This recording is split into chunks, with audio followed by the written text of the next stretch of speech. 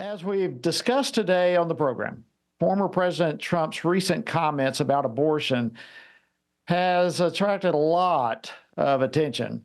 And in addition, earlier today, the Harris Walz ticket announced their nationwide Reproductive Freedom bus tour is scheduled to make over 50 stops in various swing states.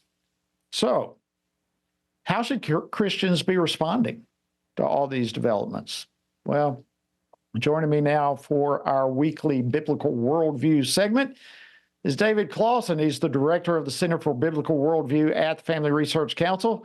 David, thanks again for joining us. Good to have you. Great to be with you, Jody. Okay, we have a lot to cover, David. Let's start off with the news that came out today that I just mentioned. Kamala Harris announced the Fighting for Reproductive Freedom bus tour. What are your thoughts about this so-called campaign tactic? Well, in an election that has had a lot of surprising turns, Jody, this might be the most predictable. I think abortion might be the only issue that Kamala Harris actually has a longstanding conviction on. And of course, that's regrettable. I don't say that with any glee. But she has been the most energetic supporter of abortion to ever lead a major party ticket. We've talked about her record before, Jody. I think some of the most egregious examples is when for her days when she was a U.S. Senator voting against the Born Alive Survivor Protection Act. Jody, Kamala Harris had an opportunity to vote on legislation that would give babies who survive botched abortions legal protections. She voted against it. She twice, actually. She's also had opportunities when she was a U.S. Senator to vote in favor of legislation that would provide protections to babies at the point that they can feel pain. She voted against it. Whenever, as a senator, she had an opportunity to make her voice and opinion known on abortion, she was always one of the most energetic supporters of abortion. Going even back, Jody, to her time as Attorney General of California. You remember when those undercover videos showed that Planned Parenthood was selling baby body parts? Instead of investigating Planned Parenthood, she went after the investigators who had unearthed this material. And of course, her pick for vice president, of all the Democrats she could choose from, she chose Tim Walz, who's the first governor in America after Roe was overturned, to make sure that abortion was legal through all 9 months of pregnancy. And he removed protections in state law that afforded protection to babies who survived a botched abortion. So, Jody, I'm not surprised. The only thing I'm, maybe surprised about is that they said, I think there's like 65 days left in the election. I'm surprised they're not trying to do even more stops, because this seems to be the animating issue of the Kamala Harris campaign. Yeah, there's no question about that. And I'm glad you brought up, because I mentioned it actually earlier in the program, that she has given us a lot of material from her true values that she says she is not forsaking. As vice president, as senator, as California Attorney General, there is a lot of material there for us to determine what her values are. And it's clear that although she's not running, at least not clearly, on any specific policy, the one exception is abortion. Yeah. But unfortunately, David, she's not alone on making news on that topic. And I just got to bring this up. I want to show a little clip, but just yesterday, former President Trump made some comments that have received a lot of attention. So let me play clip 2 here and then get your response to it. The state that you are a resident of, there's an abortion-related amendment on the ballot to overturn the 6-week ban in Florida. How are you going to vote on that? Well, I think the 6-week is too short. It has to be more time, and so and I've told them that I want more weeks. So you'll vote in favor of the amendment? I am going to be voting that we need more than 6 weeks. All right, voting on needing more than 6 weeks is not on the ballot. So your response to that? Donald Trump is not in danger of losing pro-life voters to Kamala Harris, but he is in danger, Jody, of depressing the pro-life vote. I think, again, pro-life voters are not going to vote for Harris, but some of them, because of comments like that, they might sit out the election. You're not going to get the pro-life base knocking on doors, making calls, donating to your campaign when President Trump continues to undermine, again, the core base of his supporters. It's interesting, even in that clip, Jody, President Trump has now for months been saying he thinks abortion should be a state issue. And again, we could talk about that particular position, but even now he's, undermining his own position, because that 6-week protection law in Florida was passed by the state legislature. And so if this truly is a state issue, you would think that the president would then support Florida's law. And so, Jody, let me just say this. I'm a pro-life Christian. I take my cues from Scripture. I'm someone who thinks that a Harris administration would be an unmitigated disaster for the pro-life cause. But my plea, Jody, to the Trump campaign would be this. President Trump, Senator Vance, you don't need to go all the way with where I would go, where I stand and what my convictions are. But you can't keep undermining the core of your base. You can't keep undermining the people who are wanting to vote for you, people who remember your 4 years in office as being the most pro-life administration in American history. And my fear, Jody, is, and Jody, comments like that and tweets that he's put out recently about how his administration will be good for reproductive rights. Who does he think that is going to appeal to? The Harris campaign on this bus tour, they're already going to try, no matter what President Trump says, to paint him as an extremist. And so this type of language, Jody, all it does is depress the very people that want to vote for him. And so my fear is if this kind of language is just going to fumble on this issue, and in a base election, Jody, this isn't going to bode well. So I really hope the president will correct course on this.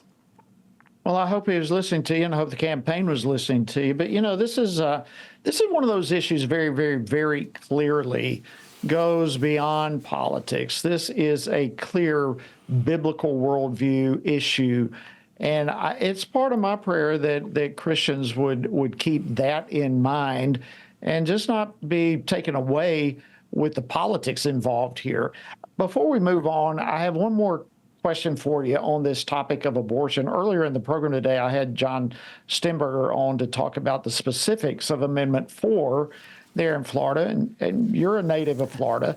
So what would be your encouragement right now to pastors in the state of Florida who are tracking this topic and who are hopefully considering weighing in? Yeah, my encouragement to pastors, Jody, and it's true, as a resident of Florida for over 20 years, is to preach to the issue. Again, the reason we're pro-life is not because any political party told us to or a platform dictates that to us. We're pro-life because God's pro-life. We're pro-life because the Bible's pro-life. We have passages like Psalm 139 and Luke 1 and elsewhere. We have doctrines like the image of God and the value of every single life, born and unborn. Jody, we did research here at the Family Research Council in our Center for Biblical Worldview a year after the Roe decision was overturned by the Dobbs decision. And I was surprised to find out only 44% of churchgoers, regular churchgoers, said that they had heard a sermon on abortion in the year that Roe was overturned. What's interesting, though, Jody, is 71% of regular churchgoers told us they greatly desired for their pastor to preach and teach on abortion. And so, John Stemberger, I think he outlined really well for us the problems with Amendment 4. And so, again, if I'm a pastor in Florida, I'm not necessarily speaking about Amendment 4 and telling people exactly what to do, but I'm preaching to the issue, and I'm making sure people understand what a vote for and what a vote against that amendment would do. And again, we're pro-life not because the GOP or a pollster tells us to be. We're pro-life because God's pro-life. Great point. All right, if I can, David, I'd like to switch topics on you. Of course, a lot of noise today about the Harris-Walz, supposed to be Harris, but turned into the Harris-Walz joint interview last night on CNN. And Kamala Harris was pushed on some issues that she's flip-flopped on. So what stood out to you most in that interview? Well, it's so interesting, and Jody, it's been 39 days since, and I call it a political coup, honestly, when Joe Biden was kind of kicked off the ticket, even though he won all the votes. It's been 39 days since she's been the standard bearer for her party, and this was her first interview, and even then she needed her vice president running mate to sit with her. So, which, by the way, he didn't really contribute a whole lot in the interview. I think for me, and neither did she, I might say. Well, that's, as far as substance goes, that's true. And I got to give credit where credit's due, Jody. I thought Dana Bash did a pretty good job of asking pointed questions and showing Kamala Harris, you previously have said this on fracking or the Green New Deal or decriminalizing illegal entry into the country. Why have you changed, or is there something that prompted your change? And I think this is going to be something, Jody, all of us should be looking out for. This seems to be her new tagline: "My values have not changed." That seems to kind of be her pivot, her block and bridge, so to speak, when she's asked a question that she doesn't want to answer. She just talks about how her values have not changed. And so I think that's something looking forward, Jody, that, again, I hope other people that have opportunity, I bet there won't be many, but that really press her on some of these policy positions. Because, again, you followed this even longer than I have, Jody, but I don't know of a presidential campaign that lacks so much, there's just not substance. And I didn't see much of that from that interview last night. No, the substance is just totally, I hate to go back to it, but the substance all orbits around one issue, and that is abortion. You get away from that, and any degree of substance or specific conversation about policies is all vague. And like you just mentioned, it's all around comments like, well, my values have not changed. Well, what are your values, and how do those values translate into specific policies, which is what a worldview does. Yes. Everything that we believe and act upon is the direct result of a worldview that we embrace. So she can say, my values have not changed, and if that's true, which I believe it is true, that would mean her policies are going to be a continuation of the type of policies we have seen under the Biden-Harris administration for the last 3.5 years, which is continued radical, left-wing, secular, unbiblical policies on one issue after another. Am I just taking that too far? I don't think so, Jody. And again, in this segment today, I'm not happy with any of the candidates right now. But again, as Christians, we need to be discerning voters. And one of my theological heroes, Al Mohler, he has a daily podcast where he talks about these issues. And he made the point a couple of days ago that, when it comes to an election, you're looking at personalities, but you're also looking at policies, you're looking at platforms, and you're also looking at record.